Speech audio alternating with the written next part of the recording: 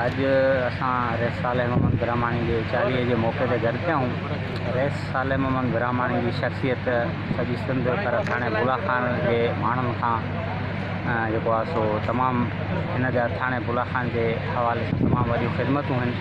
हिते हर ग़रीब सां गुरबे सां चङे सां मठे सां दुख में सुख में हमेशह गॾु रहिया आहिनि ऐं पाण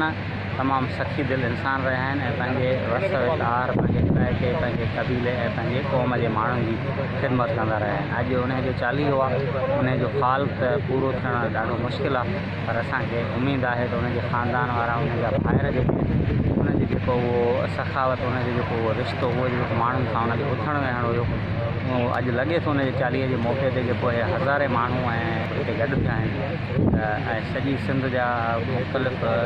बिरादरियुनि जा मुख़्तलिफ़ क़ौमुनि सां मुख़्तलिफ़ ज़ातियुनि सां वास्तो रखंदड़ सरदार चङा मुड़ुस सियासी अॻुवान सभु हिते शरीक थिया आहिनि। इहा उनजी निशानी आहे त बिल्कुलु उनजो हर हिकु माण्हू सां हिकिड़ो मुहबत वारो रिश्तो हुयो